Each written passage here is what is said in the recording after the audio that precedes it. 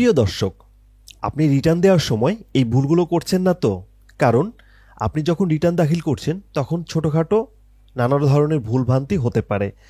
এর পাশাপাশি যারা শুধুমাত্র সঞ্চয়পত্র ক্রয়ের জন্যই রিটার্ন দাখিল করছেন তাদের ক্ষেত্রেও কিছু বিষয় লক্ষ্য রাখা খুবই গুরুত্বপূর্ণ।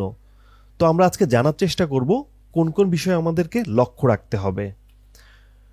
বার্ষিক আয়কর বিবরণী বা রিটার্ন তৈরিতে আপনাকে দুটি বিষয় জরুরিভাবে মনে রাখতে হবে। বিশেষ করে সম্পদ বিবরণী ও পারিবারিক ব্যয় বিবরণী তৈরিতে সতর্ক থাকতে হবে।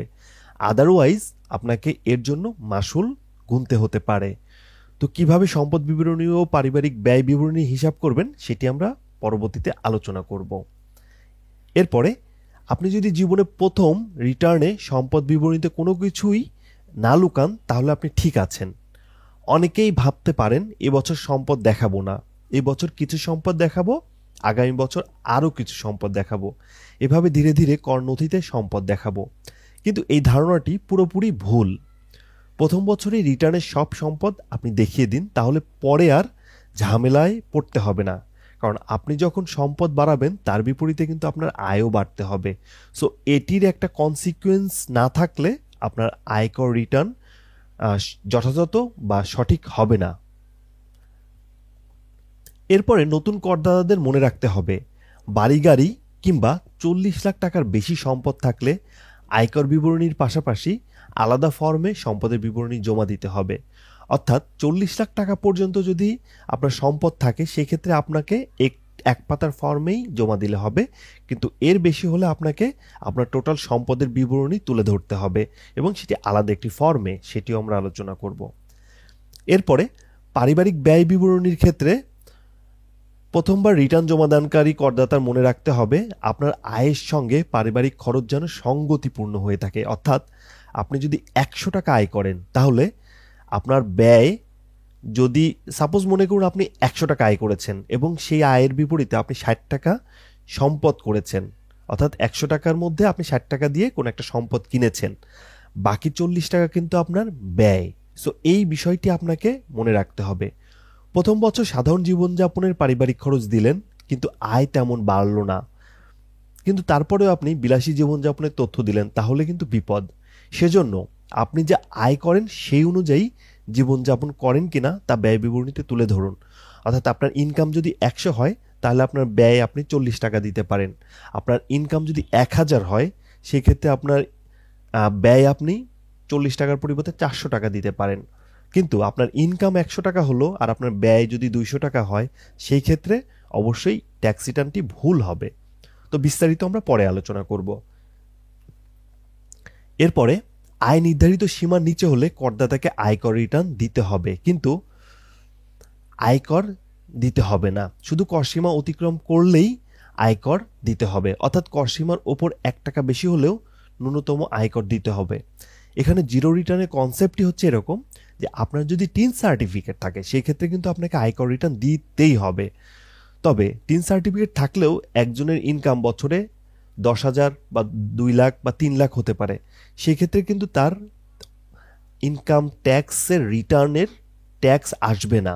অর্থাৎ আপনার যদি 3 লাখ টাকার কম ইনকাম হয় সেক্ষেত্রে কিন্তু আপনার আসলে ট্যাক্স হবে না, তারপরেও আপনাকে জিরো রিটার্ন দিতে হবে কারণ আপনি টিন সার্টিফিকেট নিয়েছেন। এরকম টিন সার্টিফিকেটের মতো আরও বেশ কিছু কারণে আপনাকে অবশ্যই রিটার্ন দাখিল করতে হবে, তবে জিরো রিটার্নটি আপনি আসলে দাখিল করবেন। আশা করি বুঝতে পেরেছেন। এরপরে সঠিক ফর্ম ব্যবহার করছেন কিনা আপনি সেটি আপনাকে নিশ্চিত হতে হবে, কারণ এক পাতার যে ফর্ম রয়েছে সেটি তাদের জন্যই প্রযোজ্য যাদের ট্যাক্সেবল ইনকাম 4 লাখ টাকার মধ্যে এবং গ্রস ওয়েলথ 40 লাখ টাকার মধ্যে। এখন প্রশ্ন হচ্ছে, আপনি ট্যাক্সেবল ইনকাম সম্পর্কে বিস্তারিত জানেন তো? আপনি গ্রস ওয়েলথ সম্পর্কে বিস্তারিত জানেন তো? আপনি অ্যামাউন্ট অফ ট্যাক্স কিভাবে হিসাব করবেন জানেন তো? আপনি ট্যাক্স রিবেট ক্যালকুলেশন করতে পারেন কি? তো যদি এগুলো পারেন তাহলে এই ভিডিও আপনার জন্য এখানেই শেষ, কিন্তু যদি আপনি না পারেন তাহলে চলুন শুরু করি। এবার আসা যাক আয়কর বিষয়ে গুরুত্বপূর্ণ কিছু টিপস নিয়ে। আপনি গত বছরের রিটার্নের ফটোকপি অবশ্যই সঙ্গে রাখবেন অথবা সংরক্ষণ করবেন। প্রয়োজনীয় কাগজপত্রের একটি তালিকা তৈরি করবেন, কি কি ডকুমেন্টস লাগবে এবং তার একসেট ফটোকপি আপনি করে রাখবেন। এরপরে কাগজপত্রগুলো ভালোভাবে পরীক্ষা নিরীক্ষা করে নির্দিষ্ট সময়ের কিনা যাচাই করবেন। এরপরে 4 নাম্বার, রিটার্নের একটি ফটোকপি করুন এবং গত বছরের রিটার্ন দিয়ে খসড়া রিটার্ন তৈরি করুন। অর্থাৎ আপনার টোটাল রিটার্নের একটি ফটোকপি এক সেট রেখে দেবেন। এরপরে যেটি বলা রয়েছে, অতিরিক্ত সতর্কতার জন্য আপনি প্রতিটি কাগজে 2টি করে কপি করতে পারেন। 6 নম্বর যেটি বলেছে, স্বাক্ষর করার আগে কমপক্ষে 2বার চেক করুন। এটি বলা হয়েছে কারণ আপনি চেক করে আপনার যদি কোনো ভুল থাকে সেটি সংশোধন করার চেষ্টা করুন। 7 নম্বরে বলা হয়েছে, যারা নিজে রিটার্ন পূরণ করেন না, অন্যের উপর নির্ভরশীল, তারা অবশ্যই এমন কারো দিয়ে রিটার্ন তৈরি করবেন যিনি আসলে এই বিষয়ে ভালো এক্সপার্ট। 8 নম্বরে বলা হয়েছে, স্বাক্ষর করার আগে গত বছরের সম্পদগুলো যথাযথভাবে পরীক্ষা করুন এবং নতুন কোনো সম্পদ থাকলে তা ভালোভাবে পরীক্ষা করুন। 9 নম্বরে বলা হয়েছে যে আপনি যে ট্যাক্স রিটার্ন দাখিল করছেন সেই ট্যাক্স রিটার্ন কিন্তু আপনার টোটাল সারা বছরের আয়, ব্যয়, সম্পদ এবং দায়ের একটি পরিপূর্ণ চিত্র। সো সেটি যত ক্লিয়ারলি করবেন আপনি তত নিরাপদ থাকবেন। 10 নম্বরে বলা হয়েছে, স্বাক্ষর করার পরে এক সেট আপনার ট্যাক্স ফাইলে সংরক্ষণ করুন, যেটি আমরা আগেও বলেছি। আর 11 নম্বরে বলেছে, রিটার্ন জমা হওয়ার পর রিটার্ন জমা দেওয়ার স্লিপ সংরক্ষণ করুন। এটি অত্যন্ত গুরুত্বপূর্ণ, কারণ এই স্লিপটি হচ্ছে আপনার ডকুমেন্টস, আপনি যার মাধ্যমে সংশ্লিষ্ট কর্মকর্তাকে বা বোঝাতে পারবেন যে আপনি রেগুলার ট্যাক্স রিটার্ন দাখিল করে আসছেন। এবার আসা যাক, আমরা যখন এক পাতার ট্যাক্স রিটার্ন ফর্ম দাখিল করব তখন আমাদের মাথায় রাখতে হবে ট্যাক্সেবল ইনকাম 4 লাখ হতে হবে এবং গ্রস ওয়েলথ আমাদের হতে হবে 40 লাখ। তো আমরা এই রিটার্ন পূরণের সময় আমরা এখানে দিয়েছি যে আমাদের ট্যাক্সেবল ইনকাম অর্থাৎ যে ইনকামের উপর ট্যাক্স ধরা হয় 4 লাখ টাকা, আর ট্যাক্স মিনিমাম 5,000 টাকা দিয়েছি, গ্রস ওয়েলথ আমাদের 14 লাখ টাকা। সো আমরা কিভাবে ট্যাক্সেবল ইনকাম হিসাব করলাম, কিভাবে আমরা অ্যামাউন্ট অফ ট্যাক্স হিসাব করলাম, আর কিভাবে আমরা গ্রস ওয়েলথ হিসাব করলাম, এই তিনটি আলাদা আলাদাভাবে দেখার চেষ্টা করব। সো চলুন ফার্স্টে আমরা ট্যাক্সেবল ইনকামে চলে যাই। আপনি যখন ট্যাক্সেবল ইনকাম হিসাব করবেন, এটি আমার ট্যাক্সেবল ইনকাম।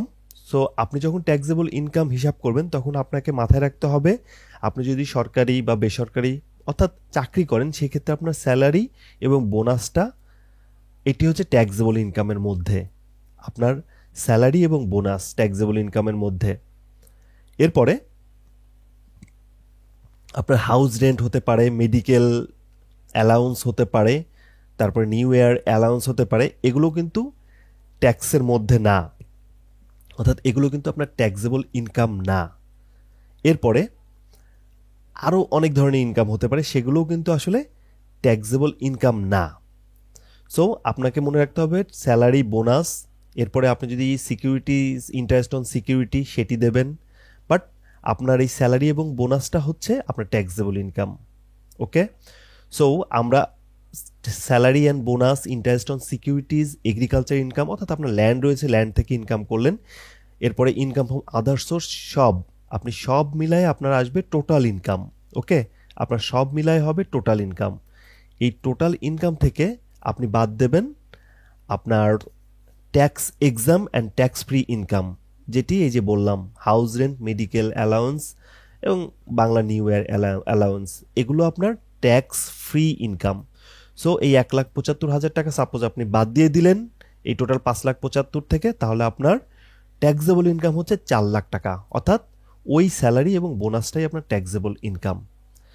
সো যারা ব্যবসায়ী তাদের ক্ষেত্রেও তাদের সারা বছরের ইনকাম হচ্ছে ট্যাক্সেবল ইনকাম, আর এর বাইরে তাদের যে ওই ইনকামের থেকে মেডিকেল পারপাসে ব্যয় হয়েছে, হাউস রেন্ট পারপাসে ব্যয় হয়েছে এবং আপনার উৎসব বা যে কোনো ধরনের উৎসব বোনাসের ক্ষেত্রে, উৎসবের ক্ষেত্রে আসলে ব্যয় হয়েছে, এগুলো হচ্ছে ট্যাক্স এক্সাম্পড এবং ট্যাক্স ফ্রি ইনকাম। সো এগুলো আপনার টোটাল ইনকাম থেকে বাদ দিয়ে বাকিটুকু হবে ট্যাক্সেবল ইনকাম। সো বুঝতে পেরেছেন ট্যাক্সেবল ইনকামটা কিভাবে আমরা হিসাব করব, অর্থাৎ টোটাল ইনকাম থেকে ট্যাক্স ফ্রি ইনকামগুলোকে আমরা বাদ দিয়েই ট্যাক্সেবল ইনকাম পাবো।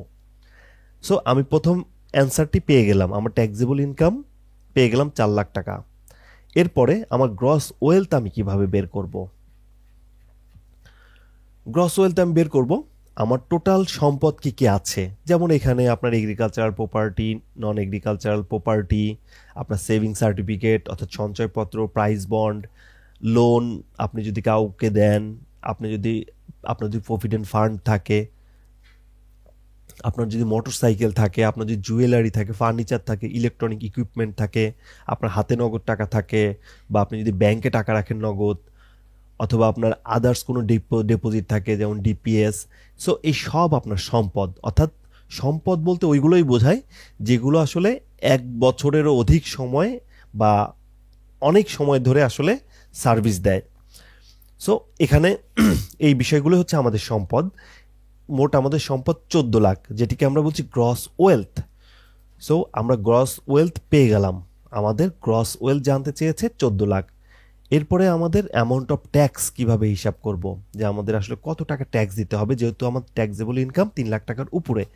আপনারা জানেন যে 3 লাখ টাকার উপরে হলে 3 লাখ টাকা পর্যন্ত আপনাকে কোনো ট্যাক্স দিতে হবে না, অর্থাৎ 0%। বাট পরবর্তী 1 লাখ হলেই আপনার ইনকামের উপরে পরবর্তী 1 লাখ টাকার উপরে 5% ট্যাক্স দিতে হবে। অর্থাৎ আপনার ইনকাম যদি 4 লাখ হয়, সেক্ষেত্রে আপনার প্রথম 3 লাখের জন্য কোনো ট্যাক্স দিতে হবে না, পরবর্তী 1 লাখের জন্য 5% ট্যাক্স দিতে হবে, অর্থাৎ 5,000 টাকা ট্যাক্স দিতে হবে।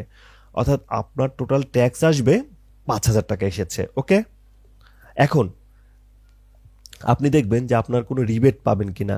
এখানে আপনি দেখলেন ট্যাক্স রিবেটের ক্যালকুলেশন করতে গিয়ে আপনি যদি প্রভিডেন্ট ফান্ডে ইনভেস্ট করেন, যদি আপনার ডিপিএস থাকে সেক্ষেত্রে ম্যাক্সিমাম 60,000 টাকা, যদি লাইফ ইন্স্যুরেন্সে আপনি বিনিয়োগ করেন, যদি আপনার ডিবেঞ্চার থাকে বা সেভিং সার্টিফিকেট সঞ্চয়পত্র থাকে ওই বছরে, অর্থাৎ কারেন্ট বছরে, যে বছরে ট্যাক্সের ক্যালকুলেশন করছেন, সেই ক্ষেত্রে এই টাকাটা আপনার ট্যাক্স রিবেটেবল ইনভেস্টমেন্ট, অর্থাৎ এই টাকার একটি নির্দিষ্ট পার্সেন্ট আপনি রিবেট পাবেন।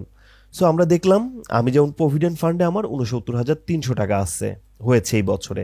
সো এই টাকাটা আমার রিবেট পাবো। সো এই 69,300 টাকার উপরে আমি 15% হারে রিবেট পাবো, অর্থাৎ প্রথম 15 লাখ টাকার উপরে 15% হারে রিবেট। আর 15 লাখ টাকার বেশি যদি আপনার এই ট্যাক্স রিবেটেবল ইনভেস্টমেন্ট থাকে, সেক্ষেত্রে আপনি পরবর্তী 15 লাখ টাকা পর্যন্ত পাবেন, অর্থাৎ অ্যাবভ 15 লাখের পরবর্তী টাকার উপরে আপনি 10% হারে রিবেট পাবেন।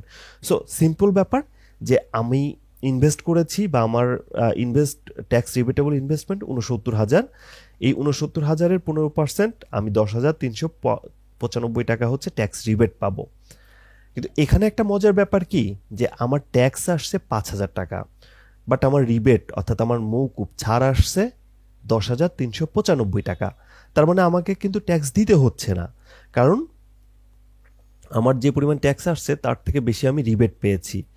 কিন্তু বর্তমানে ট্যাক্স রিটার্ন দাখিলের ক্ষেত্রে একটি বাধ্যবাধকতা রয়েছে, যে আপনি যদি মিনিমাম 3 লাখ টাকা ক্রস করেন, অর্থাৎ আপনি যদি পুরুষ হন এবং 3 লাখ টাকা ক্রস করেন, সেক্ষেত্রে আপনার স্থান ভেদে মিনিমাম একটা ট্যাক্স দিতেই হবে। যেটি আপনি যদি ঢাকাতে থাকেন সেক্ষেত্রে আপনাকে ন্যূনতম 5,000 টাকা দিতে হবে, চট্টগ্রাম সিটি কর্পোরেশনের এরিয়াতে থাকলে 4,000, এবং অন্য সিটি কর্পোরেশনে থাকলে বোধহয় 3,000 টাকা দিতে হবে। সো এই মিনিমাম ট্যাক্স আপনাকে কিন্তু দিতেই হবে। সো আপনি বুঝতে পারলেন যে আপনার মিনিমাম ট্যাক্স 5,000 টাকা। আমি যেহেতু ঢাকাতে থাকি, সো আমার ক্ষেত্রে 5,000 টাকা মিনিমাম ট্যাক্স দিতেই হচ্ছে। সো এই ক্ষেত্রে আমার অ্যামাউন্ট অফ ট্যাক্স হবে 5,000 টাকা। সো এই 3টি বিষয় আপনি যদি নিশ্চিত করতে পারেন, সেই ক্ষেত্রে আপনার আর কোনো ঝামেলা নেই। আপনাকে দেখতে হবে আপনার ট্যাক্সেবল ইনকাম কত, গ্রস ওয়েলথ কত, এবং অ্যামাউন্ট অফ ট্যাক্স কত।